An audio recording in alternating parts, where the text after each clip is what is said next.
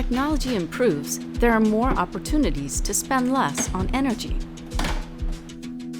But even when an energy efficiency project shows an outstanding return on investment, the upfront costs make getting past the contemplation stage difficult. But there is help out there for farmers and ranchers in the form of incentives. Incentives can be rebates, grants, or low-interest loans. This video will cover many of the current programs available, starting with one that provides incentive payments for energy audits and for energy efficiency projects. I'm Heather Varbancourt. I'm a district conservationist with the Natural Resources Conservation Service. We're a federal agency under the U.S. Department of Agriculture. In the last Farm Bill, energy was officially recognized as a resource concern, and so we have some cost share available to go towards energy efficiency improvements and energy management plans. Cost share for us now is actually a flat rate payment, so you'll get a certain amount of money for the conservation practices that you are contracted for, and you get that no matter what you spend out of pocket. No need to cost match or pay back a loan. If you qualify, this program will simply give you funds based on the size of your operation. You have to have had a farming operation for at least a year. You have to produce at least $1,000 worth, or be able to produce at least $1,000 agricultural product. You have to fill out an application. You have to have a conservation plan written. The district conservationist is really there to be your guide through this application process, and they are very familiar with the rules from year to year and what needs to be completed. We're not a regulatory agency, so there's really no risk to working with us. Anytime a farmer walks into our office, it stays in the office unless written authorization is given to NRCS that we can disclose information. It's very important. Having an energy audit done is not only a good first step for any energy improvement project, it is usually required to get funding.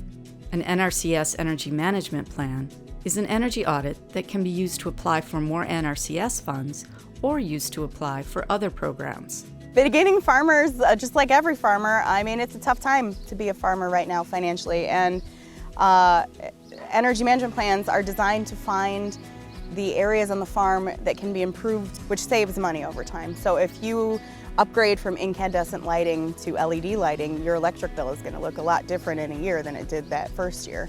The energy management plan is designed to identify those areas where the energy efficiencies are not good enough and improve them. And what you can do with that energy management plan then is come back and apply through the Environmental Quality Incentives Program, again with your district conservationist, to actually have those efficiencies addressed and have those improvements made on the farm.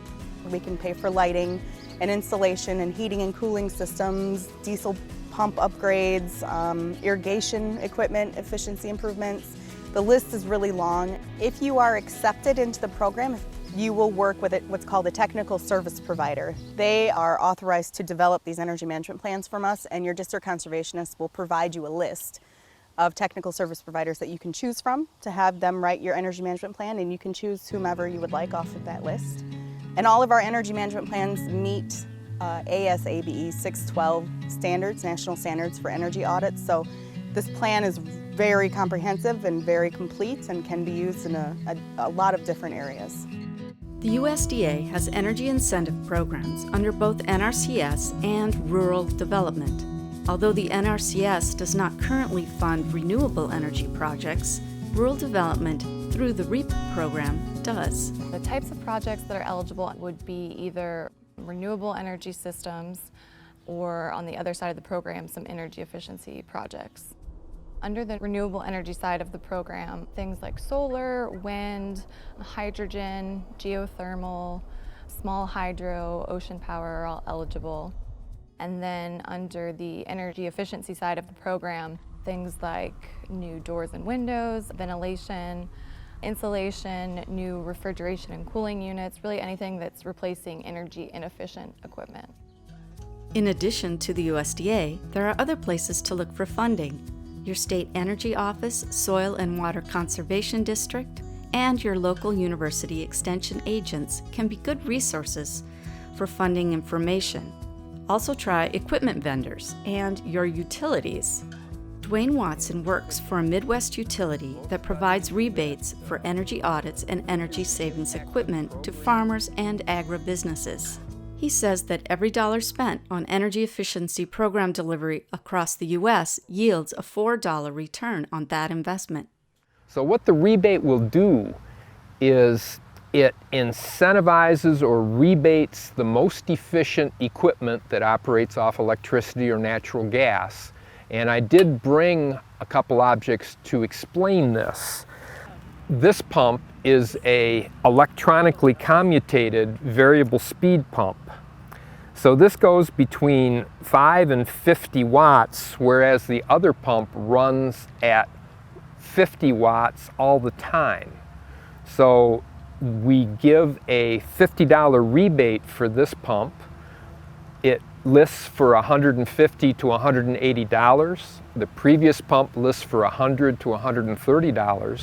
So the rebate levels the cost of the pump, and the customer that purchases it can get a rebate and then gets the ongoing electric savings throughout the life of the piece of equipment. From local level utility rebates to national programs like EQIP and REAP, funding is available to implement energy efficiency practices. And check out the other videos in the Energy Answers series to hear directly from farmers as they share their experiences with energy audits and with the application process.